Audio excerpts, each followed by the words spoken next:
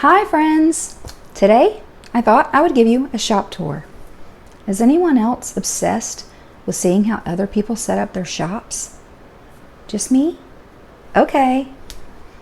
If you've watched any of my previous videos, you've seen me recording from the desk in the background. Looks a lot different, huh? But today I'm going to do a walkthrough, so this should be quite different.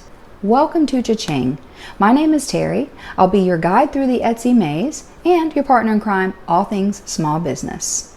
So I'm going to turn this camera around and get started. Let's start in the back corner. In one of my Etsy shops, I do engraving, mostly on leather. This area is where I apply color and do all of the finishing for the genuine leather. Some clients just want the patches, but I do have some that want you to provide a finished hat, so I have an IQ 360. If you are doing leather, this hat press is the Cadillac. I started out using a $50 Amazon hat press. I made enough using that to upgrade, and it really leveled up the quality of my hats. But you all know that I actually do value bootstrapping in the beginning. You shouldn't go spending a ton of money on a product that hasn't yet been proven for you. This is where I store my colors, and so a lot of this is leather dye. Some of you wanted to see my photography setup, so this is it. The panels are double-sided with different designs, so I can switch it up if I want to. But if you have watched any of my videos, especially Rich Etsy, Poor Etsy, you will know that I really value consistency. I think it's very important. So my photographs pretty much always look like this, and I never hardly change it up. But I do actually have other backgrounds and things that I can use, like for flat lay, that I use for, say, Pinterest or Instagram, you know, just to switch it up. You can't have all that being the same. As you can see, I don't have a light set up here. For my photography, I just use natural lighting because the lights in here are very yellow and the shadows are terrible when they're on. I'll put a comparison on the screen for how the photos show up differently with the lights on and with the lights off. Just using the natural light from the window is so much better. Both photos have zero editing, and you can tell that I will not have to do much to the natural light photo at all. If it's cloudy outside like today, I might have to brighten them up a bit, but that's about it. Across from photography is my vegan leather stash. It's a hot mess right now, I know. Every few months, I have to go in and fix it all because when I'm working, I'm sort of like a tornado. It's definitely time to do that. Beside the vegan leather storage is my engraving setup. This laptop is only used for the engraver.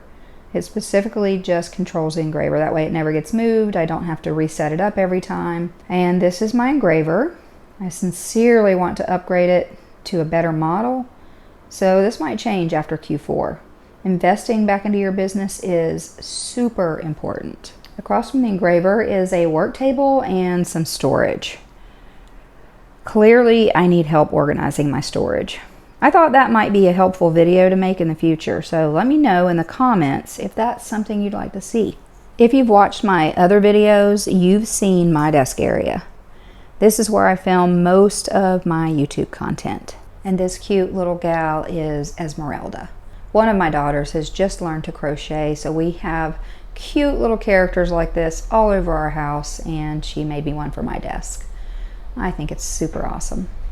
Across from my desk is my leather sewing machine. Does anyone else have a piece of equipment in their shop or their home that they really need to just sit down and learn, but instead it just sits there gathering dust? Let me know what yours is in the comments. This room is my sublimation room / kitchen. I have some storage. I have a big wash sink. Of course, coffee maker, most important device in the whole building. And here we have my heat press, work table, product storage so that it's all handy to use. For one of my shops, I do sublimation, so that all happens in this room. That is the sublimation printer that I use. It's a 24-inch sublimation printer. This is a dedicated computer for all of that work. Everything is actually networked together, but I just prefer to have stations. I think it's probably the only way that I stay sort of organized. Further back here is where I keep my boxes and envelopes that I use to ship. So it's a pretty good workspace, and I'm fairly happy with it. After having had 2 brick and mortar stores in the past, I love this sort of play down workspace. If you want to hear that story, leave a comment below. I can tell you all about the nightmares of owning a brick and mortar store. And there was a lot of things that were very rewarding about it, but I would not trade this setup for 10 stores at this point. So that's it for the tour.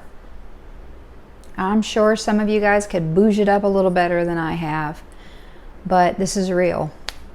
The real work goes on here. I make real messes, and I'm just happy to have a functional space to work out of. This works for me, you know. I come from a background of having stores, and that was like lots of foot traffic and lots of interruptions and things to manage and employees and just all the headaches of that. Also, on the flip side of that, from working at home with 5 kids. And it's very hard to get something done. I know some of you can surely relate to that. So, I don't know. Comment below and tell me what your situation is. Do you have a room in your house? Do you have a she shed? Do you also have a shop? Also, if you enjoyed the tour, hit the like button. I am still new. This is like my 4th video. Still trying to get YouTube's attention. Hey! And anything helps. And also, if you've been keeping up with my 8-part series on how to create the perfect listing on Etsy, make sure that you hit the subscribe button so that you get notified when those are uploaded. The next step in the series is the design portion, so you don't want to miss that. And if you haven't seen the first 2 episodes that I released, I'll leave the links above so that you can check them out. So until next time, see you later, alligator.